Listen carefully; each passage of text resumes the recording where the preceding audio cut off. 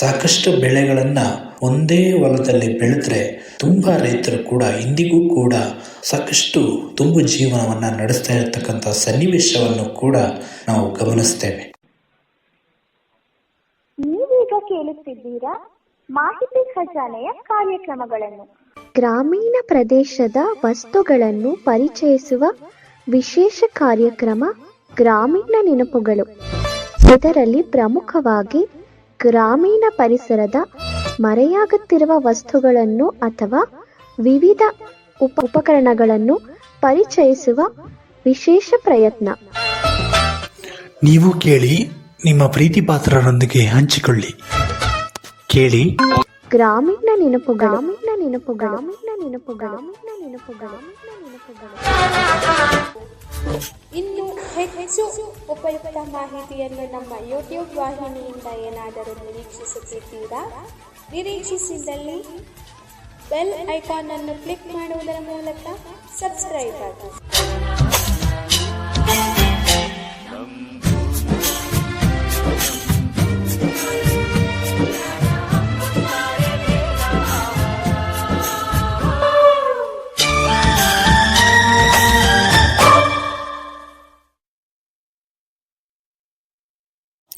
ನಮಸ್ಕಾರ ಸ್ನೇಹಿತರೆ, ಮಾಹಿತಿ ಖಜಾನೆಯ ಇವತ್ತಿನ ವಿವಿಧ ಗ್ರಾಮೀಣ ಪ್ರದೇಶದಲ್ಲಿ ಬಳಸ್ತಕ್ಕಂತಹ ಉಪಕರಣಗಳನ್ನು ಪರಿಚಯಿಸ್ತಕ್ಕಂಥ ಕಾರ್ಯಕ್ರಮ ಗ್ರಾಮೀಣ ನೆನಪುಗಳು ಕಾರ್ಯಕ್ರಮಕ್ಕೆ ಪ್ರೀತಿಯ ಸ್ವಾಗತ. ಇವತ್ತಿನ ಉಪಕರಣ ಯಾವುದು ಅಂತ ನೀವೆಲ್ಲರೂ ಕೂಡ ಯೋಚನೆ ಮಾಡ್ತಾ ಇರ್ಬೋದು. ಹೌದು ಸ್ನೇಹಿತರೆ, ಇವತ್ತಿನ ಉಪಕರಣ ಬಂದು ಅದನ್ನು ಹೇಳೋದಕ್ಕೂ ಮೊದಲು ಈ ವಿಡಿಯೋವನ್ನ ಸಂಪೂರ್ಣವಾಗಿ ವೀಕ್ಷಿಸಿ. ಹಾಗೆ ಅದಕ್ಕೂ ಮೊದಲು ಇನ್ನೂ ಯಾರು ಸಬ್ಸ್ಕ್ರೈಬ್ ಮಾಡದೆ ನೋಡ್ತಾ ಇದ್ದೀರಿ, ಈಗಾಗಲೇ 600ರ ಗಡಿಯನ್ನು ಇನ್ನೇನು ಕೆಲವು ಸಬ್ಸ್ಕ್ರೈಬರ್ ಅಂದರೆ ಒಂದೇ ಒಂದು ಸಬ್ಸ್ಕ್ರೈಬರ್ ಆದರೆ ನಿಮ್ಮ ಮೆಚ್ಚಿನ ವಾಹಿನಿ 600ಕ್ಕೆ ತಲುಪುತ್ತೆ. ಹಾಗೆ ಸಂಪೂರ್ಣವಾಗಿ ವಿಡಿಯೋವನ್ನು ವೀಕ್ಷಣೆ ಮಾಡೋದ್ರ ಮೂಲಕ ನಮ್ಮನ್ನು ಬೆಂಬಲಿಸಬೇಕು ಅಂತಕ್ಕಂಥದ್ದು ಒಂದು ಪ್ರೀತಿಪೂರ್ವಕ ಮನವಿ. ಇವತ್ತು ನಮ್ಮನ್ನೆಲ್ಲರನ್ನು ಕೂಡ ಸಾಲುಮರದ ತಿಮ್ಮಕ್ಕ ಇವರು ನಮ್ಮೆಲ್ಲರನ್ನು ಕೂಡ ಅಗಲಿ ಹೋಗಿದ್ದಾರೆ. ಸಾವಿರಾರು ವರ್ಷಗಳ ಕಾಲ ಸಸ್ಯಗಳೇ ತಮ್ಮ ಮಕ್ಕಳೆಂದು ದಿನನಿತ್ಯ ಸಸ್ಯಗಳಿಗೆ ನೀರನ್ನು ಹಾಕ್ತಾ ತಮ್ಮ ಸಂಪೂರ್ಣ ಜೀವನ ಅಂದರೆ ಸುಮಾರು 115 ವರ್ಷಗಳ ಕಾಲ ಬದುಕಿ ನಮ್ಮನ್ನೆಲ್ಲ ಅಗಲಿರ್ತಕ್ಕಂತಹ ಸಾಲುಮರದ ತಿಮ್ಮಕ್ಕ ಅವರಿಗೆ ಭಾವಪೂರ್ಣ ಶ್ರದ್ಧಾಂಜಲಿಯನ್ನ ಈ ಮೂಲಕ ಸಲ್ಲಿಸ್ತಾ ಇದ್ದೀವಿ. ಸೊ ನಮ್ಮಲ್ಲಿ ಪರಿಸರ ಅಂದಾಕ್ಷಣ ಜೂನ್ 5 ಮಾತ್ರ ಪರಿಸರ ದಿನಾಚರಣೆಯಾಗಿರುತ್ತೆ. ಆದರೆ ಸಾಲುಮರದ ತಿಮ್ಮಕ್ಕ ಅವರ ಬಗ್ಗೆ ನಾವು ಮುಂದಿನ ಸಂಚಿಕೆಯಲ್ಲಿ ಮಾತಾಡೋಣ. ಅವರ ಜೀವನ ಚರಿತ್ರೆಯನ್ನ ತಿಳಿತಕ್ಕಂಥ ಪ್ರಯತ್ನವನ್ನು ಮಾಡೋಣ. ಇವತ್ತಿನ ಉಪಕರಣ ಬಂದು ಆಪು ಅಂದಾಕ್ಷಣ ನಮ್ಮ ಗ್ರಾಮೀಣ ಪರಿಸರದಲ್ಲಿ ಸಾಕಷ್ಟು ಬದಲಾವಣೆಗಳು ಆಗ್ತವೆ. ಅಂದರೆ ರೈತಾಪಿ ವರ್ಗದವರು, ವಿಶೇಷವಾಗಿ ಮರಗೆಲಸದವರು ಈ ಆಪನ್ನ ಹೆಚ್ಚಾಗಿ ಬಳಸ್ತಕ್ಕಂಥ ಸನ್ನಿವೇಶವನ್ನ ನಾವು ಪ್ರಮುಖವಾಗಿ ಗಮನಿಸ್ತೇವೆ. ಈ ಆಪು ಅಂದ್ರೆ ಏನು, ಇದರ ಮಹತ್ವ ಏನು ಅನ್ನೋದನ್ನ ಈ ಮುಂದೆ ತಿಳಿಯುವ ಪ್ರಯತ್ನವನ್ನು ಮಾಡೋಣ. ಈ ಆಪು ಅಂತಕ್ಕಂತಹ ಉಪಕರಣವನ್ನ ಸಾಮಾನ್ಯವಾಗಿ ಗ್ರಾಮೀಣ ಪ್ರದೇಶದಲ್ಲಿ ಸಾಕಷ್ಟು ಕಡೆಗಳಲ್ಲಿ ವಿವಿಧ ಹೆಸರುಗಳಿಂದ ಹಾಗೆ ವಿವಿಧ ಉದ್ದೇಶಗಳಿಗಾಗಿ ಬಳಸ್ತಕ್ಕಂಥದ್ದನ್ನ ಪ್ರಮುಖವಾಗಿ ಗಮನಿಸ್ತೇವೆ. ಕೃಷಿ ಕ್ಷೇತ್ರದಲ್ಲಿ ಇದನ್ನ ಕೆಲವೊಂದು ಸಂದರ್ಭಗಳಲ್ಲಿ ಕಳೆ ತೆಗೆಯಲು ಬಳಸ್ತಕ್ಕಂತಹ ಸನ್ನಿವೇಶವನ್ನು ಕೂಡ ನಾವು ಪ್ರಮುಖವಾಗಿ ಗುರುತಿಸ್ತೇವೆ. ಮಣ್ಣನ್ನ ಅಗೆಯಲು ಇದನ್ನು ಕೂಡ ಬಳಸ್ತಕ್ಕಂಥ ಸನ್ನಿವೇಶವೂ ಕೂಡ ಇದೆ. ಅಂದರೆ ಇದನ್ನ ಕೇವಲ ಸೌದೆಯನ್ನು ಸೀಳೋದಕ್ಕೆ ಮಾತ್ರ ಅಲ್ಲ, ಬದಲಾಗಿ ಸೌದೆ ಅಂದರೆ ಒಣಗಿದ ಸೌದೆಯನ್ನು ಸೀಳೋದಕ್ಕೂ ಕೂಡ ಇದನ್ನು ಬಳಸ್ತಾರೆ. ಇದರ ಜೊತೆಗೆ ಮಣ್ಣನ್ನು ಅಗೆಯಲು ಕೂಡ ಬಳಸ್ತಕ್ಕಂಥ ಸನ್ನಿವೇಶವನ್ನ ನಾವು ಪ್ರಮುಖವಾಗಿ ಗಮನಿಸ್ತೇವೆ. ಪ್ರಮುಖವಾಗಿ ಗ್ರಾಮೀಣ ಪ್ರದೇಶದಲ್ಲಿ ಈ ಆಪು ಸೇರಿದಂತೆ ಹಲವಾರು ಉಪಕರಣಗಳ ಇತಿಹಾಸವನ್ನು ನಾವು ಗಮನಿಸಿದಾಗ ಪ್ರಮುಖವಾಗಿ ಉಪನಿಷತ್ತುಗಳು, ವೇದಗಳಲ್ಲಿ ಈ ಉಲ್ಲೇಖಗಳು ಇರತಕ್ಕಂಥದ್ದನ್ನ ನಾವು ಪ್ರಮುಖವಾಗಿ ಗಮನಿಸ್ತೇವೆ. ಪ್ರಮುಖವಾಗಿ ಪುರಾಣದಲ್ಲಿಯೂ ಕೂಡ ಈ ಉಲ್ಲೇಖಗಳು ಸರ್ವೇ ಸಾಮಾನ್ಯವಾಗಿ ಕಂಡುಬರ್ತಕ್ಕಂಥ ಸನ್ನಿವೇಶವನ್ನು ಕೂಡ ನಾವು ಪ್ರಮುಖವಾಗಿ ಗುರುತಿಸ್ತೇವೆ. ಗ್ರಾಮೀಣ ಪರಿಸರದ ಇಂತಹ ಉಪಕರಣಗಳು ಸಾಕಷ್ಟು ಜನರನ್ನ ತಲುಪಬೇಕಾಗಿದೆ. ಆಗಿನ ಕಾಲದಲ್ಲಿ ಏನು ತಂತ್ರಜ್ಞಾನ ಇರಲಿಲ್ಲ. ಆಗ ಈ ಎಲ್ಲ ಉಪಕರಣಗಳನ್ನು ಕೂಡ ಹೆಚ್ಚಾಗಿ ಬಳಸ್ತಾ ಇದ್ರು. ಆದರೆ ಇತ್ತೀಚೆಗೆ ನೇಗಿಲಿನ ಬದಲು ಟ್ರ್ಯಾಕ್ಟರ್ ಬಂದಿದೆ, ಹಾಗೆ ಈ ಆಪಿನ ಬದಲು JCB ಬಂದಿದೆ, ಹಾಗೆ ಮರ ಕತ್ತರಿಸ್ತಕ್ಕಂಥ ಮಿಷಿನ್ ಕೂಡ ಬಂದಿರತಕ್ಕಂಥದ್ದು ನಿಜಕ್ಕೂ ಕೂಡ ದುರಂತ ಅಂತಲೇ ಹೇಳ್ಬೋದು. ಯಾಕಂದರೆ ಇಂತಹ ಉಪಕರಣಗಳ ಪರಿಚಯವನ್ನು ನಾವು ಮಾಡಿಕೊಡುವಾಗ ಇದರ ಬಗ್ಗೆ ಸಮಗ್ರವಾದ ಮಾಹಿತಿಯನ್ನು ಸಂಗ್ರಹ ಮಾಡಿ ನೀಡುವಂಥ ಸಂದರ್ಭದಲ್ಲಿ ಸಾಕಷ್ಟು ವರದಿಗಳು ಸಿಗದೇ ಇರತಕ್ಕಂಥ ಸನ್ನಿವೇಶವೂ ಕೂಡ ಇದೆ. ಯಾಕಪ್ಪ ಅಂದರೆ ಈ ಉಪಕರಣವನ್ನು ಪರಿಚಯಿಸ್ತಕ್ಕಂಥ ಸಂದರ್ಭದಲ್ಲಿ ನಾವು ಎಷ್ಟು ಹುಡುಕಿದರೂ ಕೂಡ ಮಾಹಿತಿ ಸಿಗದೆ ಇರ್ತಕ್ಕಂಥ ಸನ್ನಿವೇಶಗಳು ಕೂಡ ಇರ್ತಕ್ಕಂಥದ್ದನ್ನು ನಾವು ಗಮನಿಸ್ತೇವೆ. ಅಂದರೆ ಆಗಿನ ಕಾಲದ ಜನರು ಆಗ ಏನು ಬರವಣಿಗೆ ಏನು ಇರಲಿಲ್ಲ, ಇದು ಎಲ್ಲ ನಿಮಗೆಲ್ಲ ಗೊತ್ತಿದೆ. ಸೊ ಬರವಣಿಗೆ ಇಲ್ಲದೇ ಇರೋ ಕಾಲದಿಂದ ಮಾಹಿತಿಗಳು ಬಾಯಿಯಿಂದ ಬಾಯಿಗೆ ಬಂದಿರತಕ್ಕಂಥದ್ದು. ಈ ಬಾಯಿಯಿಂದ ಬಾಯಿ ಬಂದಂತಹ ಸಂದರ್ಭದಲ್ಲಿ ಪ್ರಮುಖವಾಗಿ ಗಮನಿಸ್ತಕ್ಕಂಥದ್ದು ಜನಪದ ಸಾಹಿತ್ಯ. ಜನಪದ ಸಾಹಿತ್ಯದಲ್ಲಿಯೂ ಕೂಡ ಹಲವಾರು ಉಪಕರಣಗಳ ಬಗ್ಗೆ ಉಲ್ಲೇಖಗಳು ಇರ್ತಕ್ಕಂಥದ್ದನ್ನು ನಾವು ಪ್ರಮುಖವಾಗಿ ಗುರುತಿಸ್ತೇವೆ. ಈ ಆಪು ಅಂತಕ್ಕಂತಹ ಉಪಕರಣ ಏನಿದೆ, ಇದನ್ನು ಪ್ರಮುಖವಾಗಿ ಬಳಸ್ತಕ್ಕಂಥದ್ದು ಕೊಯ್ಲು ಮಾಡ್ತಕ್ಕಂಥ ಸಂದರ್ಭದಲ್ಲಿ, ಸಾಗುವಳಿ ಅಥವಾ ಕೊಯ್ಲು ಮಾಡ್ತಕ್ಕಂತಹ ಸಂದರ್ಭದಲ್ಲಿ ಇದನ್ನು ಹೆಚ್ಚಾಗಿ ಬಳಸ್ತಕ್ಕಂಥದ್ದು. ಇನ್ನು ಉಳಿದಂತಹ ಎಲ್ಲ ಕೆಲಸಗಳನ್ನು ಮಾಡೋದಕ್ಕೆ ನೇಗಿಲು ಇರ್ಬೋದು, ಮತ್ತಿತರ ಗುದ್ದಲಿಗಳು, ಈ ರೀತಿಯ ಉಪಕರಣಗಳು ನಮಗೆ ಮಾದರಿಯಾಗಿ ನಿಲ್ತಕ್ಕಂಥದ್ದನ್ನು ನಾವು ಪ್ರಮುಖವಾಗಿ ಗಮನಿಸ್ತೇವೆ. ಇನ್ನು ಆಪು ಅಂತಕ್ಕಂತಹ ಈ ಉಪಕರಣ ಏನಿದೆ, ಇದನ್ನು ಕೈಯಿಂದ ಕೆಲಸ ನಿರ್ವಹಿಸ್ತಕ್ಕಂತಹ ಪ್ರಯತ್ನವನ್ನು ಕೂಡ ಇಲ್ಲಿ ಮಾಡಲಾಗುತ್ತೆ. ಪ್ರಮುಖವಾಗಿ ಈ ಗ್ರಾಮೀಣ ಪರಿಸರದಲ್ಲಿ ಬಳಸ್ತಕ್ಕಂತಹ ಈ ಉಪಕರಣ ಹೆಚ್ಚು ಪ್ರಚಲಿತದಲ್ಲಿ ಇಲ್ಲದೇ ಇರ್ತಕ್ಕಂಥ ಸನ್ನಿವೇಶವೂ ಕೂಡ ಇದೆ. ಮರಗೆಲಸದವರೇ ಹೆಚ್ಚಾಗಿ ಇದನ್ನು ಬಳಸ್ತಾ ಇರ್ತಕ್ಕಂಥ ಸನ್ನಿವೇಶವನ್ನು ಕೂಡ ನಾವು ಗಮನಿಸ್ತೇವೆ. ಕೃಷಿ ಆಧಾರಿತ ಕೆಲಸ ಕಾರ್ಯಗಳಲ್ಲಿ ಸಾಕಷ್ಟು ಆಧುನಿಕ ಯಂತ್ರಗಳನ್ನು ಬಳಸಿಕೊಂಡು ತಮ್ಮ ಕಾರ್ಯವನ್ನು ನಿರ್ವಹಿಸ್ತಾ ಇರ್ತಕ್ಕಂಥ ಸನ್ನಿವೇಶವೂ ಕೂಡ ಇಲ್ಲಿದೆ. ಪ್ರಮುಖವಾಗಿ ಕೆಲವು ವ್ಯಕ್ತಿಗಳು ಭಾವಿಸ್ತಕ್ಕಂಥದ್ದು ಏನಪ್ಪ ಅಂದರೆ, ಈ ಆಪು ಸೇರಿದಂತೆ ಕೈಯಿಂದ ಕೆಲಸ ಮಾಡ್ತಕ್ಕಂಥ ಉಪಕರಣಗಳು ನಿಧಾನವಾಗಿ ಕಾರ್ಯನಿರ್ವಹಿಸ್ತದೆ, ನಮ್ಮ ಬೇಡಿಕೆಗೆ ತಕ್ಕಷ್ಟು ಬೆಲೆಯನ್ನು ಇದು ಕೊಡೋದಿಲ್ಲ ಅಂತಕ್ಕಂತಹ ಅಭಿಪ್ರಾಯ ಕೆಲವು ಮಂದಿಯದಾಗಿದೆ. ಇನ್ನು ಪ್ರಮುಖವಾಗಿ ಗಮನಿಸಬೇಕು ಅಂದರೆ, ಸಣ್ಣ ರೈತಾಪಿ ವರ್ಗ ಇದನ್ನೇ ಅವಲಂಬಿಸಿಕೊಂಡು ತಮ್ಮ ಜೀವನವನ್ನು ರೂಪಿಸಿಕೊಳ್ತಕ್ಕಂಥ ಸನ್ನಿವೇಶ ಬಂದಿದೆ. ಆಧುನಿಕ ಉಪಕರಣಗಳು ಬಂದಿದ್ದರೂ ಕೂಡ ಅವುಗಳನ್ನು ಬಳಸಲಾಗದೇ ಇರತಕ್ಕಂಥ ಸನ್ನಿವೇಶವೂ ಕೂಡ ಇತ್ತೀಚೆಗೆ ಒದಗಿ ಬಂದಿರತಕ್ಕಂಥದ್ದು. ಅವರು ಕೇಳಿದಷ್ಟು ಬೆಲೆಯನ್ನು ನೀಡಿ ಅವರ ಕೈಯಲ್ಲಿ ಬೆಳೆಯನ್ನು ಬೆಳೆಯೋದಕ್ಕೆ ಸಾಧ್ಯವಾಗದೇ ಇರತಕ್ಕಂಥದ್ದು, ಸರ್ಕಾರಗಳು ಈ ಕುರಿತಂತೆ ಬೆಂಬಲ ಬೆಲೆಗಳನ್ನು ಘೋಷಣೆ ಮಾಡದೆ ಒಂದು ತಾರತಮ್ಯ ಮಾಡ್ತಾ ಇರ್ತಕ್ಕಂಥ ಸನ್ನಿವೇಶವನ್ನು ಕೂಡ ನಾವು ಗಮನಿಸ್ತೇವೆ. ಇನ್ನು ಇದರ ತಯಾರಿಕೆ ಹೇಗೆ ಅನ್ನೋದನ್ನು ಸ್ವಲ್ಪ ನೋಡುವಂಥ ಪ್ರಯತ್ನವನ್ನು ಮಾಡೋಣ. ಪ್ರಮುಖವಾಗಿ ಇದರ ಮುಂಭಾಗದಲ್ಲಿ ಕಬ್ಬಿಣದ ಭಾಗವನ್ನು ಬಳಸಲಾಗುತ್ತೆ. ಇದು ಉದ್ದ ಹಾಗೂ ಚೂಪಿನ ಆಕಾರವನ್ನು ಹೊಂದಿರುತ್ತದೆ. ಪ್ರಮುಖವಾಗಿ ಇಲ್ಲಿ ಬಿದಿರು ಮತ್ತು ಮರದ ಒಂದು ದಪ್ಪನೆಯ ಸ್ವಲ್ಪ ಸಣ್ಣ ಆಕಾರದ ದೊಡ್ಡ ಒಂದು ಕೋಲನ್ನು ಬಳಸಲಾಗುತ್ತೆ. ಆ ಕೋಲಿನ ಮೂಲಕ ಹಿಡಿದು ನಾವು ಕೆಲಸವನ್ನು ಕೈಯ ಮೂಲಕ ನಿರ್ವಹಿಸ್ತಕ್ಕಂಥ ಪ್ರಯತ್ನವನ್ನು ಇಲ್ಲಿ ಮಾಡ್ತೇವೆ. ಪ್ರಮುಖವಾಗಿ ಇದನ್ನು ಸಾಗಾಟ ಮಾಡೋದಕ್ಕೆ ಬಿದಿರಿನ ಬುಟ್ಟಿಗಳು, ನಾರಿನ ಬುಟ್ಟಿಗಳು, ಮಂಕರಿಗಳನ್ನು ಕೂಡ ಬಳಸ್ತಕ್ಕಂಥ ಸನ್ನಿವೇಶ ಇದೆ. ಇದರ ಮತ್ತೊಂದು ಪ್ರಯೋಜನ ಏನಪ್ಪ ಅಂದರೆ, ಸ್ಥಳೀಯ ಉಪಕರಣಗಳನ್ನು ಬಳಸ್ತಕ್ಕಂಥದ್ದು. ಸ್ಥಳೀಯ ಕರಕುಶಲ ಕರ್ಮಿಗಳನ್ನು ಬಳಸಿಕೊಂಡು ಅವರಿಂದ ಈ ರೀತಿಯ ಆಪು ವರ್ಗಕ್ಕೆ ಸೇರಿದಂತಹ ಎಲ್ಲ ಉಪಕರಣಗಳನ್ನು ತಯಾರು ಮಾಡ್ತಕ್ಕಂಥದ್ದು. ಮಚ್ಚು ಇರ್ಬೋದು, ಕುಡುಗೋಲು ಇರ್ಬೋದು, ಇವೆಲ್ಲವನ್ನು ಕೂಡ ತಯಾರು ಮಾಡ್ತಕ್ಕಂಥದ್ದೇ ಕರಕುಶಲಕರ್ಮಿಗಳು. ಇವರಿಗೆ ಒಂದು ರೀತಿ ಕೆಲಸನೂ ಸಿಗುತ್ತೆ, ಅವ್ರ ಜೀವನಕ್ಕೆ ಆಧಾರನೂ ಆಗುತ್ತೆ. ಹಾಗೆ ಪ್ರತಿಯೊಬ್ಬರು ಗಮನಿಸಬೇಕಂತ ಮತ್ತೊಂದು ವಿಶಿಷ್ಟ ಅಂಶ ಏನಪ್ಪ ಅಂದರೆ, ಪರಿಸರಕ್ಕೆ ಯಾವುದೇ ಹಾನಿಕಾರಕ ವಸ್ತುಗಳನ್ನು ಇಲ್ಲಿ ಬಳಸೋದಿಲ್ಲ. ಇತ್ತೀಚೆಗೆ ಬಂದಿರತಕ್ಕಂಥ ಆಧುನಿಕ ಉಪಕರಣಗಳೇನಿದೆ ಅವು ಕೆಲಸ ಏನೋ ಬೇಗ ಮಾಡ್ತವೆ, ಆದರೆ ಪರಿಸರಕ್ಕೆ ಹಾನಿಕಾರಕ ಅಂಶಗಳನ್ನು ಬಿಡುಗಡೆ ಮಾಡೋದ್ರ ಮೂಲಕ ಪರಿಸರ ಮಾಲಿನ್ಯಕ್ಕೆ ಕೂಡ ಕಾರಣ ಆಗ್ತಕ್ಕಂಥ ಸನ್ನಿವೇಶ ಐತೆ. ಸೊ ಹಾಗಾಗಿ ನಮ್ಮ ಗ್ರಾಮೀಣ ಪರಿಸರದಲ್ಲಿ ಬಳಸ್ತಕ್ಕಂತಹ ಇಂತಹ ಉಪಕರಣಗಳನ್ನು ಬಳಸೋದ್ರ ಮೂಲಕ ನಮ್ಮೆಲ್ಲರನ್ನು ಕೂಡ ಪ್ರೋತ್ಸಾಹಿಸಬೇಕು ಅಂತಕ್ಕಂಥದ್ದು ನಾವು ನಿಮ್ಮೊಂದಿಗೆ ಮಾಡ್ಕೊಳ್ತಕ್ಕಂಥ ಮನವಿ. ಇನ್ನು ಪ್ರಮುಖವಾದ ಮತ್ತೊಂದು ಅಂಶ ಏನಪ್ಪ ಅಂದರೆ, ಇದಕ್ಕೆ ವಿಶೇಷವಾಗಿ ಕೈಯಿಂದ ಬಳಸ್ತಕ್ಕಂತಹ ಆಪು ಅಂತಕ್ಕಂತಹ ಇಂಥ ಉಪಕರಣಗಳಿಗೆ ಯಾವುದೇ ವಿದ್ಯುತ್ ಇಂಧನಗಳ ಅಗತ್ಯ ಇರೋದಿಲ್ಲ.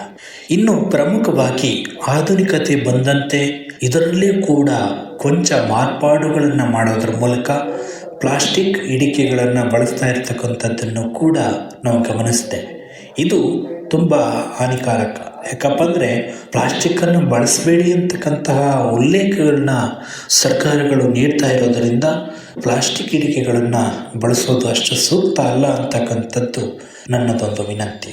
ಇದನ್ನು ವಿಶೇಷವಾಗಿ ಉತ್ತರ ಕನ್ನಡ ಹಾಗೆ ಹಲವಾರು ಪ್ರದೇಶಗಳು, ಬೆಳಗಾವಿ ಸೇರಿದಂತೆ ಬೀದರ್, ಇಲ್ಲೆಲ್ಲವೂ ಕೂಡ ಈ ರೀತಿಯ ಆಧುನಿಕತೆಯ ಉಪಕರಣಗಳನ್ನು ತಯಾರು ಮಾಡಲಾಗ್ತಾ ಇದೆ. ಇನ್ನು ಪ್ರಮುಖವಾಗಿ ಗ್ರಾಮೀಣ ಪರಿಸರದಲ್ಲಿ ಬಳಸ್ತಕ್ಕಂಥ ಈ ಆಪು ಸೇರಿದಂತೆ ಹಲವಾರು ಉಪಕರಣಗಳಿಗೆ ತುಕ್ಕು ನಿರೋಧಕ ರಾಸಾಯನಿಕಗಳನ್ನು ಬಳಸಿ ತಯಾರು ಮಾಡ್ತಾ ಇರತಕ್ಕಂಥದ್ದು. ಹಾಗೆ ಪ್ಲಾಸ್ಟಿಕ್ಗಳನ್ನು ಬಳಸಿ ಇದರ ಮೌಲ್ಯ ಹೆಚ್ಚಿಸಬೇಕು, ಅಂದರೆ ಇದರ ಬಾಳಿಕೆಯನ್ನು ಹೆಚ್ಚಿಸಬೇಕು ಅಂತಕ್ಕಂಥ ಉದ್ದೇಶದಿಂದ ಈ ರೀತಿ ಮಾಡ್ತಾ ಇರೋದ್ರಿಂದ ಪರಿಸರಕ್ಕೆ ಇದು ದೊಡ್ಡ ಸವಾಲಾಗಿರ್ತಕ್ಕಂಥದ್ದನ್ನು ಕೂಡ ನಾವು ಪ್ರಮುಖವಾಗಿ ಗುರುತಿಸ್ತೇವೆ. ಇನ್ನು ಇದಕ್ಕೆ ವಿಶೇಷವಾಗಿ ಆಪು ಇಂತಹ ಉಪಕರಣಗಳನ್ನು ತಯಾರು ಮಾಡ್ತಕ್ಕಂತಹ ಕೆಲಸದಲ್ಲಿ ಶಿವಮೊಗ್ಗ ಜಿಲ್ಲೆಯ ಶಶಿಧರ್ ಕೆ ಅಂತಕ್ಕಂಥವರು ತಮ್ಮ ಆವಿಷ್ಕಾರಗಳ ಮೂಲಕ ನೇಗಿಲುಗಳನ್ನು ನಿರ್ಮಾಣ ಮಾಡ್ತಕ್ಕಂಥದ್ದು ಸೇರಿದಂತೆ ಆಪನ್ನು ತಯಾರು ಮಾಡ್ತಕ್ಕಂಥದ್ದು, ಹಾಗೆ ರೈತಾಪಿ ವರ್ಗಗಳಿಗೆ ಕಡಿಮೆ ದರದಲ್ಲಿ ನೀಡುವುದರ ಮೂಲಕ ಮನೆ ಮಾತಾಗಿರ್ತಕ್ಕಂಥದ್ದನ್ನು ಕೂಡ ನಾವಿಲ್ಲಿ ಪ್ರಮುಖವಾಗಿ ನೆನೆಯಬಹುದು. ಪ್ರಮುಖವಾಗಿ ಮಣ್ಣನ್ನು ಸಿದ್ಧಪಡಿಸ್ತಕ್ಕಂಥ ಸಂದರ್ಭದಲ್ಲಿ, ಅಂದರೆ ಬೆಳೆಗಳನ್ನು ಬೆಳಿಬೇಕು ಅಂದರೆ ಮಣ್ಣು ಪರೀಕ್ಷೆ ಮಾಡಬೇಕು, ಹಾಗೆ ಮಣ್ಣನ್ನು ಒಂದು ಹದವಾಗಿ ಸಿದ್ಧತೆಯನ್ನು ನಡೆಸಬೇಕು. ವಿಶೇಷವಾಗಿ ಗಾಳಿ ಬರಬೇಕು, ಸಸ್ಯಗಳು ಉಸಿರಾಡ್ತವೆ ಅಂತಕ್ಕಂಥದ್ದು ತಮ್ಮೆಲ್ಲರಿಗೂ ಗೊತ್ತಿರ್ತಕ್ಕಂಥ ವಿಷಯ. ಈ ಸಸ್ಯಗಳು ಎಲ್ಲವೂ ಕೂಡ ಉಸಿರಾಡಬೇಕು ಅಂದರೆ ಈ ಆಪಿನಂತಹ ಉಪಕರಣಗಳ ಮೂಲಕ ಕಳೆ ತೆಗೆತಕ್ಕಂಥದ್ದು, ಹಾಗೆ ಅವುಗಳಲ್ಲಿ ಇರ್ತಕ್ಕಂತಹ ಮಣ್ಣನ್ನು ಬೇರ್ಪಡಿಸಿ ವಿಶೇಷವಾಗಿ ಸಡಿಲು ಮಾಡ್ತಕ್ಕಂಥ ಪ್ರಯತ್ನವನ್ನು ಕೂಡ ಇಲ್ಲಿ ಮಾಡಲಾಗುತ್ತೆ. ಪ್ರಮುಖವಾಗಿ ಈ ಆಪು ಅಂತಕ್ಕಂತಹ ಉಪಕರಣ ಏನಿದೆ, ಇಂತಹ ಉಪಕರಣಗಳ ಮೂಲಕ ಗೊಬ್ಬರಗಳನ್ನು ಚೆಲ್ತಕ್ಕಂಥದ್ದು ಅಥವಾ ಗೊಬ್ಬರಗಳನ್ನು ಬೇರಿಗೆ ತಲುಪುವಂತೆ ಮಾಡ್ತಕ್ಕಂಥದ್ದು ಕೂಡ ಪ್ರಮುಖವಾದ ಉದ್ದೇಶವಾಗಿತ್ತು. ಇದಿಷ್ಟೇ ಅಲ್ಲದೆ ಗ್ರಾಮೀಣ ಪರಿಸರದಲ್ಲಿ ಸಾಕಷ್ಟು ಇಂತಹ ಸಾಂಪ್ರದಾಯಿಕ ಉಪಕರಣಗಳ ಬಳಕೆಯಿಂದಾಗಿ ಬೆಳೆಗಳ ಆರೋಗ್ಯ ರಕ್ಷಣೆಗೂ ಕೂಡ ಕಾರಣವಾಗುತ್ತೆ. ಯಾಕಪ್ಪ ಅಂದರೆ ಆಧುನಿಕತೆಯ ಯಂತ್ರವನ್ನು ಬಳಸೋದ್ರ ಮೂಲಕ ಬೆಳೆಯ ಹಾನಿಯನ್ನು ಮಾಡಿಕೊಳ್ಳೋದ್ರ ಬದಲು ಇಂತಹ ಕೈ ಉಪಕರಣಗಳನ್ನು ಬಳಸೋದ್ರ ಮೂಲಕ ನಿಮ್ಮ ಬೆಳೆ, ಅಂದರೆ ರೈತರು ಬೆಳೆ ಬೆಳೀತಕ್ಕಂಥ ರೈತರೇನಿದ್ದಾರೆ ಅವರಿಗೆ ಒಂದು ಮಾರ್ಗದರ್ಶಿ ಸೂತ್ರವಾಗ್ತಕ್ಕಂಥದ್ದನ್ನು ಕೂಡ ನಾವು ಗಮನಿಸ್ತೇವೆ. ಯಾರು ಕೂಡ ಹೆಚ್ಚು ಆಸೆ ಪಡಬಾರ್ದು. ಆಸೆ ಅಂತಕ್ಕಂಥದ್ದು ಮನುಷ್ಯನ ಹುಟ್ಟುಗುಣ. ಅದರಲ್ಲಿ ಆಸೆಯಿಂದನೇ ತನ್ನ ಬೆಳೆಯನ್ನು ಕಳ್ಕೊಳ್ತಕ್ಕಂಥ ಸನ್ನಿವೇಶ ಬರ್ಬೋದು, ಲಾಭ ಕೂಡ ಬರ್ಬೋದು. ಆದರೆ ಹೆಚ್ಚು ಲಾಭ ಬಂದರೆ ಒಂದಲ್ಲೊಂದಿನ ಅದು ಕೈಬಿಟ್ಟು ಹೋಗುವಂಥ ಸಾಧ್ಯತೆ ಕೂಡ ಇರ್ತವೆ. ಸೊ ಹಾಗಾಗಿ ಹೆಚ್ಚು ಆಸೆ ಪಡದೆ ಬೇಗ ಬೆಳೆ ಬರಬೇಕು ಅಂತಕ್ಕಂಥ ಉದ್ದೇಶದಿಂದ ಮಣ್ಣನ್ನು ಹಾಳು ಮಾಡ್ತಕ್ಕಂಥ ಪರಿಸ್ಥಿತಿಯನ್ನು ರೈತಾಪಿ ವರ್ಗದವರು ತಂದ್ಕೋಬಾರದು ಅಂತಕ್ಕಂಥದ್ದು ನನ್ನದೊಂದು ಪುಟ್ಟ ಮನವಿ. ಇನ್ನು ಆಪು ಅಂತಕ್ಕಂತಹ ಈ ಉಪಕರಣಗಳು ಸಾಮಾನ್ಯವಾಗಿ ಸಣ್ಣ ಮತ್ತು ಅತಿ ಸಣ್ಣ ರೈತರಿಗೆ ಒಂದು ಮಾರ್ಗದರ್ಶಿ ಸೂತ್ರವಾಗುತ್ತೆ. ಟ್ರ್ಯಾಕ್ಟರ್ಗಳನ್ನ ಖರೀದಿಸ್ತಕ್ಕಂಥ ಸಾಮರ್ಥ್ಯ ಇಲ್ಲದೆ ಇರ್ತಕ್ಕಂಥ ಜನರು, ಹಾಗೆ ಸಾಕಷ್ಟು ಆಧುನಿಕತೆಯ ಉಪಕರಣಗಳು ಬಂದಿರೋದ್ರಿಂದ ಆ ಉಪಕರಣಗಳಿಗೆ ತಗಲ್ತಕ್ಕಂಥ ವೆಚ್ಚ ಎಲ್ಲವನ್ನು ಕೂಡ ಗಮನಿಸಿದಾಗ ಆರ್ಥಿಕತೆಯಲ್ಲಿ ಹಿಂದುಳಿದಿರ್ತಕ್ಕಂತಹ ರೈತಾಪಿ ವರ್ಗದವರು ಹೆಚ್ಚಾಗಿ ಈ ಉಪಕರಣವನ್ನು ಬಳಸೋದ್ರ ಮೂಲಕ ಇಂದಿಗೂ ಕೂಡ ಸಾಕಷ್ಟು ಜನ ಈ ಉಪಕರಣಗಳನ್ನು ಬಳಸೋದ್ರ ಮೂಲಕ ಬೆಳೆ ತೆಗೆತಕ್ಕಂಥ ಪ್ರಯತ್ನವನ್ನು ಕೂಡ ಮಾಡ್ತಾ ಇದ್ದಾರೆ. ಇನ್ನು ಪ್ರಮುಖವಾಗಿ ಗಮನಿಸೋದಾದರೆ ಆರ್ಥಿಕತೆಯಿಂದ ಸಾಕಷ್ಟು ಜನ ಆತ್ಮಹತ್ಯೆ ಮಾಡಿಕೊಳ್ತಕ್ಕಂಥ ಪ್ರಯತ್ನ ಕೂಡ ಇದೆ. ಅಂದರೆ ಸಾಲ ಬಾಧೆಯನ್ನು ತಡೆಗಟ್ಟೋದಕ್ಕೂ ಕೂಡ ಈ ಆಪು ಅಂತಹ ಉಪಕರಣಗಳು ಒಂದು ಮಾರ್ಗದರ್ಶಿಯ ಸೂತ್ರವಾಗಿರ್ತಕ್ಕಂಥದ್ದನ್ನು ನಾವು ಗಮನಿಸ್ತೇವೆ. ಇಲ್ಲಿ ಹೆಚ್ಚು ಬೆಳೆ ತೆಗೆಯೋದಕ್ಕೆ ಸಾಧ್ಯವಾಗದೇ ಇರ್ಬೋದು, ಆದರೆ ಸಣ್ಣ ಹೂಡಿಕೆಯಲ್ಲಿ ಹೆಚ್ಚು ಲಾಭವನ್ನು ಗಳಿಸ್ತಕ್ಕಂಥ ಪ್ರಯತ್ನವನ್ನು ಕೂಡ ನಾವು ಮಾಡ್ಬೋದು. ಸಾಕಷ್ಟು ಬೆಳೆಗಳನ್ನು ಒಂದೇ ಹೊಲದಲ್ಲಿ ಬೆಳೆದ್ರೆ ತುಂಬ ರೈತರು ಕೂಡ ಇಂದಿಗೂ ಕೂಡ ಸಾಕಷ್ಟು ತುಂಬು ಜೀವನವನ್ನು ನಡೆಸ್ತಾ ಇರತಕ್ಕಂಥ ಸನ್ನಿವೇಶವನ್ನು ಕೂಡ ನಾವು ಗಮನಿಸ್ತೇವೆ. ಇನ್ನು ಆಪು ಅಂತಹ ಈ ಉಪಕರಣವನ್ನು ಬಳಸೋದ್ರಿಂದ ಮತ್ತೊಂದು ವಿಶಿಷ್ಟವಾದ ಪ್ರಯೋಜನ ಏನಪ್ಪ ಅಂದರೆ, ನಮ್ಮ ಗ್ರಾಮೀಣ ಪ್ರದೇಶದಲ್ಲಿ ಸಾಕಷ್ಟು ಜನ ದಿನಗೂಲಿ ನೌಕರರಿರ್ತಾರೆ. ಅಂದರೆ ಅವರು ಅವತ್ತು ದುಡಿದಿದ್ದು ಅವತ್ತೇ ತಿನ್ನಬೇಕು ಅಂತಹ ಪರಿಸ್ಥಿತಿ. ಆರ್ಥಿಕತೆಯಲ್ಲಿ ಬಹಳಷ್ಟು ಹಿಂದುಳಿದಂಥ ಜನರು ಕೂಡ ಇದ್ದಾರೆ. ಇಂದಿಗೂ ಕೂಡ ಸಾಕಷ್ಟು ಜನ ಕಾಫಿ ತೋಟಗಳಲ್ಲಿ ಕಾರ್ಯನಿರ್ವಹಿಸ್ತಾ ಇರ್ತಕ್ಕಂಥವರು, ಹಾಗೆ ಇನ್ನೊಬ್ಬರ ಹೊಲದಲ್ಲಿ ಹೋಗಿ ಕೆಲಸ ಮಾಡ್ತಾ ಇರ್ತಕ್ಕಂಥ ಜನರು ಕೂಡ ಇದ್ದಾರೆ. ಇವರೆಲ್ಲರ ಹೊಟ್ಟೆಯನ್ನು ತುಂಬಿಸೋಕ್ಕೂ ಕೂಡ ಈ ಆಪುನಂತಹ ಉಪಕರಣಗಳು ತಮ್ಮದೇ ಆದಂತಹ ಮಹತ್ವವಾದ ಸ್ಥಾನವನ್ನು ಕಲ್ಪಿಸಿಕೊಟ್ಟಿದೆ. ಅಂದರೆ ನಿರುದ್ಯೋಗದ ಸಮಸ್ಯೆಯನ್ನು ಹೋಗಲಾಡಿಸೋದಕ್ಕೂ ಕೂಡ ಇದು ಒಂದು ಮಾರ್ಗದರ್ಶಿ ಸೂತ್ರವಾಗಿದೆ. ಇನ್ನು ಪ್ರಮುಖವಾಗಿ ಜನರಲ್ಲಿರ್ತಕ್ಕಂತಹ ಮೂಢನಂಬಿಕೆ ಅಂತ ಹೇಳಿದ್ರೆ ತಪ್ಪಾಗಲ್ಲ. ಯಾಕಂದರೆ ಪ್ರಮುಖವಾಗಿ ಈ ಕೈಗಳಿಂದ ಕೆಲಸ ಮಾಡ್ತಾ ಕೆಲಸ ನಿಧಾನ ಆಗುತ್ತೆ ಅಂತಕ್ಕಂಥದ್ದು ನಿಜ. ಆದರೆ ಒಂದಿಷ್ಟು ಜನರಿಗೆ ಉದ್ಯೋಗ ಅವಕಾಶವನ್ನು ಕಲ್ಪಿಸಿಕೊಡ್ತೊಡತೆ ಅನ್ನೋದು ಸತ್ಯ ಅಲ್ವಾ? ಈ ಪ್ರಕಾರವಾಗಿ ಒಂದು ಗ್ರಾಮೀಣ ಪರಿಸರದ ಇಂತಹ ಉಪಕರಣಗಳು, ಇನ್ನು ಕೆಲವು ಜನರು ಏನು ಹೇಳ್ತಾರೆ ಅಂದರೆ, ಬೆಳೆಗಳಿಗೆ ಸರಿಯಾದ ಕ್ರಮದಲ್ಲಿ ನಮ್ಮ ಗೊಬ್ಬರಗಳು ತಲುಪೋದಿಲ್ಲ ಅಂತಕ್ಕಂಥದ್ದು. ಗೊಬ್ಬರಗಳು ಸರಿಯಾಗಿ ತಲುಪಬೇಕು ಅಂದರೆ ಗ್ರಾಮೀಣ ಪರಿಸರದಲ್ಲಿ ಬಳಸ್ತಕ್ಕಂತಹ ಉಪಕರಣಗಳ ಮೂಲಕ ಅವುಗಳನ್ನ ಚೆಲ್ಲಿಸ್ತಕ್ಕಂಥದ್ದು, ಗೊಬ್ಬರಗಳನ್ನ ಹಾಕ್ತಕ್ಕಂಥ ಪ್ರಯತ್ನವನ್ನು ಮಾಡಿದಾಗ ಖಂಡಿತವಾಗ್ಲೂ ಆಗುತ್ತೆ. ಯಾಕಂದರೆ ಜನರು ಉದ್ಯೋಗ ಅವಕಾಶವನ್ನು ಕಲ್ಪಿಸಿಕೊಟ್ರೆ ಅವರು ತಮ್ಮ ಹೊಲ ಅಂತಕ್ಕಂತಹ ಭಾವನೆಯಿಂದ ಕೆಲಸವನ್ನು ನಿರ್ವಹಿಸ್ತಾರೆ. ಬದಲಾಗಿ ಆಧುನಿಕತೆ ಯಂತ್ರಗಳ ಮೂಲಕ ಮಾಡಿದರೆ ಅದು ಸರಿಯಾದ ಪ್ರಮಾಣದಲ್ಲಿ ತಲುಪದೆ ಕೆಲವು ಬಾರಿ ಬೆಳೆ ಹಾನಿ ಸನ್ನಿವೇಶಗಳು ಉಂಟಾಗ್ತಕ್ಕಂಥ ಸಾಧ್ಯತೆ ಕೂಡ ಇರುತ್ತೆ. ಪ್ರಮುಖವಾಗಿ ಗಮನಿಸಬೇಕಾದಂಥ ಮತ್ತೊಂದು ಅಂಶ ಏನಪ್ಪ ಅಂದರೆ, ಈ ಆಧುನಿಕತೆಯ ಉಪಕರಣಗಳನ್ನು ಬಳಸೋದು ಒಂದು ರೀತಿಯಲ್ಲಿ ಸರಿ, ಆದರೆ ಕೆಲವು ಸಂದರ್ಭಗಳಲ್ಲಿ ಈ ಮಾನವರು ಏನಿದ್ದಾರೆ ಅವರಿಗೆ ಉದ್ಯೋಗ ಅವಕಾಶವನ್ನು ಕೂಡ ಕಲ್ಪಿಸಿಕೊಡತಕ್ಕಂಥ ಪ್ರಯತ್ನವನ್ನು ಕೂಡ ಸರ್ಕಾರಗಳು, ಸಂಬಂಧಪಟ್ಟಂತಹ ರೈತಾಪಿ ವರ್ಗದವರು ಮಾಡಬೇಕಾಗುತ್ತೆ. ಯಾಕಪ್ಪ ಅಂದರೆ ಎಷ್ಟೋ ಜನ ಕೆಲಸಕ್ಕಾಗಿ ಅಲ್ಲಾಡ್ತಾ ಇರತಕ್ಕಂಥ ಪರಿಸ್ಥಿತಿ ಇದೆ. ಅಂಥದ್ರಲ್ಲಿ ಆಧುನಿಕತೆಯ ಉಪಕರಣಗಳನ್ನು ಬಳಸೋದ್ರ ಮೂಲಕ ನಮ್ಮ ಬೆಳೆಗಳಿಗೆ ನಾವೇ ಹಾನಿ ತಂದುಕೊಳ್ಳೋದು ಎಷ್ಟರ ಮಟ್ಟಿಗೆ ಸರಿ ಅಂತಕ್ಕಂಥದ್ದನ್ನು ನಾವೆಲ್ಲರೂ ಕೂಡ ಯೋಚನೆ ಮಾಡಬೇಕು. ಗ್ರಾಮೀಣ ಪರಿಸರದಲ್ಲಿ ತಯಾರಾಗ್ತಕ್ಕಂತಹ ವಸ್ತುಗಳನ್ನು ಬಳಸೋದ್ರ ಮೂಲಕ, ಸ್ಥಳೀಯ ವಸ್ತುಗಳಿಗೆ ಮಹತ್ವವನ್ನು ನೀಡೋದ್ರ ಮೂಲಕ ರೈತಾಪಿ ವರ್ಗಕ್ಕೆ, ವಿಶೇಷವಾಗಿ ಕರಕುಶಲ ಕರ್ಮಿಗಳಿಗೆ ತಮ್ಮದೇ ಆದಂತಹ ಒಂದು ಜೀವನವನ್ನು ರೂಪಿಸಿಕೊಳ್ಳಲು ಅವಕಾಶ ಕಲ್ಪಿಸಿಕೊಡಬೇಕಾಗಿದೆ. ಇನ್ನು ಪ್ರಮುಖವಾಗಿ ಹೇಳೋದಾದರೆ, ಯಾವುದೇ ಒಬ್ಬ ವ್ಯಕ್ತಿ ತನ್ನ ಹೊಸ ಹೊಸ ನಾವೀನ್ಯ ಉಪಕರಣಗಳನ್ನು ತಯಾರು ಮಾಡ್ತಾ ಇದ್ದಾರೆ ಅಥವಾ ಗ್ರಾಮೀಣ ಪರಿಸರದಲ್ಲಿ ಏನೋ ಒಂದು ಆವಿಷ್ಕಾರ ಆಗ್ತಾ ಇದೆ ಅಂದಾಗ ಅವುಗಳಿಗೆ ಪ್ರೋತ್ಸಾಹ ನೀಡ್ತಕ್ಕಂಥದ್ದು, ಮಾನ್ಯ ಮಾಡ್ತಕ್ಕಂಥದ್ದು ಸರ್ಕಾರದ ಆದ್ಯ ಕರ್ತವ್ಯವಾಗಬೇಕು.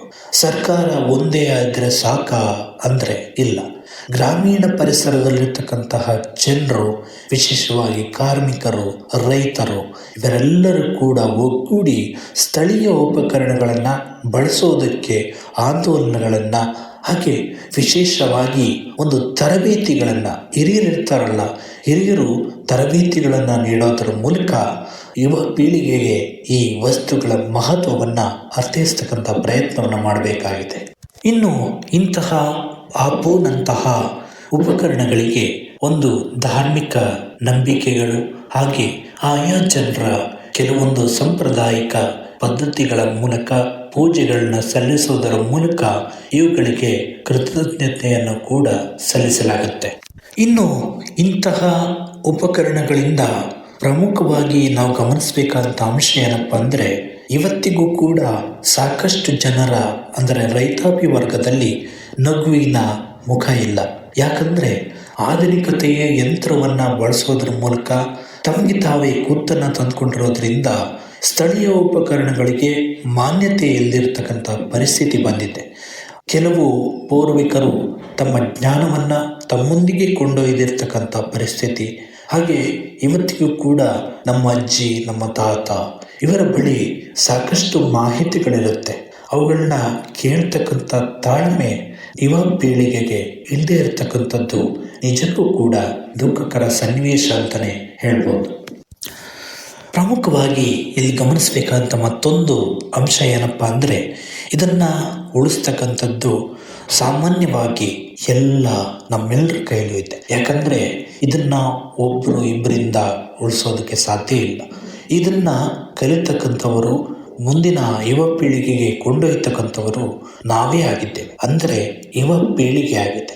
ಯುವ ಪೀಳಿಗೆ ಕೃಷಿ ಯಂತ್ರಗಳ ಬಗ್ಗೆ ಸ್ಥಳೀಯ ಜ್ಞಾನವನ್ನು ಹೊಂದಿರತಕ್ಕಂಥದ್ದು ಇದು ಬಹಳ ಅವಶ್ಯಕವಾದಂಥ ಅಂಶ ಅಂತಲೇ ನಾವು ಹೇಳ್ಬೋದು.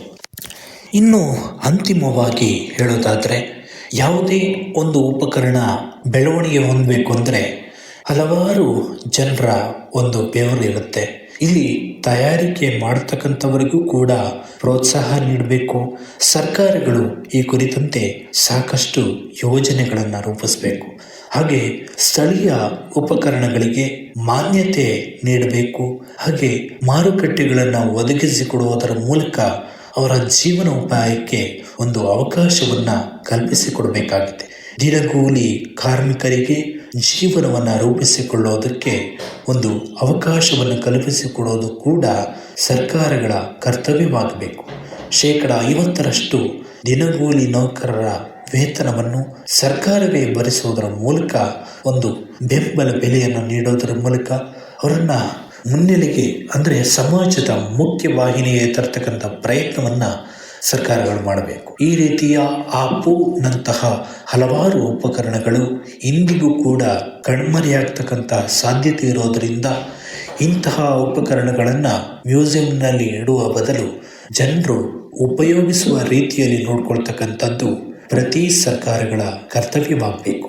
ಇದುವರೆಗೆ ಈ ಕಾರ್ಯಕ್ರಮವನ್ನು ಆಲಿಸಿದ ನಮ್ಮೆಲ್ಲ ಕೇಳುಗ ಬಂಧುಗಳಿಗೆ ಪ್ರೀತಿಪೂರ್ವಕ ಅಭಿನಂದನೆಗಳು. ಇನ್ನೂ ಯಾರು ಸಬ್ಸ್ಕ್ರೈಬ್ ಮಾಡದೆ ನೋಡ್ತಾ ಇದ್ದೀರಿ, ಈ ಕೂಡಲೇ ಸಬ್ಸ್ಕ್ರೈಬ್ ಮಾಡ್ಕೊಳ್ಳಿ. ಕಾರ್ಯಕ್ರಮವನ್ನು ಪೂರ್ಣವಾಗಿ ಆಲಿಸಿ ಹಾಗೆ ನಿಮ್ಮ ಆತ್ಮೀಯರೊಂದಿಗೆ ಹಂಚಿಕೊಳ್ಳಿ ಅಂತ ಹೇಳ್ತಾ ಎಲ್ರಿಗೂ ಒಳ್ಳೆಯದಾಗಲಿ. ಮತ್ತೆ ಮುಂದಿನ ಕಾರ್ಯಕ್ರಮದಲ್ಲಿ ಮತ್ತಷ್ಟು ವಿಶೇಷತೆಯೊಂದಿಗೆ ಭೇಟಿಯಾಗೋಣ. ಜೈ ಹಿಂದ್.